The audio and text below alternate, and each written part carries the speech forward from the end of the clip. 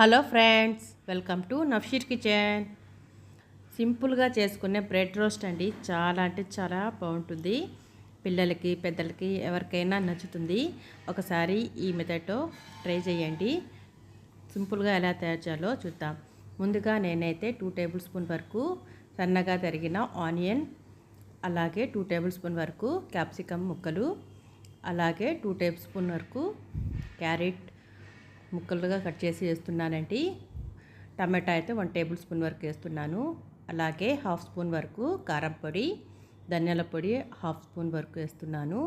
అలాగే పసుపు పొడి 1/2 స్పూన్ వరకు, కొద్దిగా చిల్లీ ఫ్లేక్స్, అల్లం వెల్లుల్లి పేస్ట్ 1/4 స్పూన్, అలాగే 1/4 స్పూన్ సాల్ట్ వేసేసి అంతా కలిసే విధంగా కలుపుకొని ఫైనల్గా కొత్తిమీర కొద్దిగా వేసేసి ఈ విధంగా కలుపుకోవాలండి.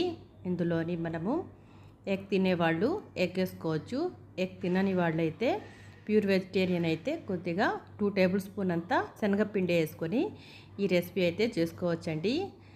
చాలా అంటే చాలా బాగుంటుంది. తప్పకుండా ఒకసారి ట్రై చేసి చూడండి.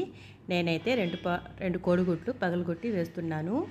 ఇదంతా మసాలా అంతా బాగా కోడిగుడ్లకు పట్టే విధంగా ఫోర్క్ సహాయంతో కలుపుకోవాలండి. ఈ విధంగా కలుపుకుంటే సరిపోతుంది. తర్వాత నేను 2 బ్రెడ్ స్లైసెస్ అయితే తీసుకొని ఒక మూత అయితే తీసుకొని బ్రెడ్ మధ్యలో ఈ విధంగా కట్ చేస్తున్నాను.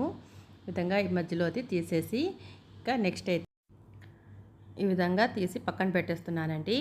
తర్వాత స్టవ్ వెలిగించి దోశ ప్యాన్ అయితే పెట్టేశానండి. బ్రెడ్ సహాయంతో ఆయిల్ని ఈ విధంగా అప్లై చేసేసి వీడియోలో చూపిన విధంగా బ్రెడ్ని వేస్తున్నానండి. ఈ విధంగా పెట్టేసినాక ముందుగా రెడీ చేసి పెట్టుకున్న కోడిగుడ్డు మిశ్రమాన్ని వీడియోలో చూపిన విధంగా వేస్తున్నాను.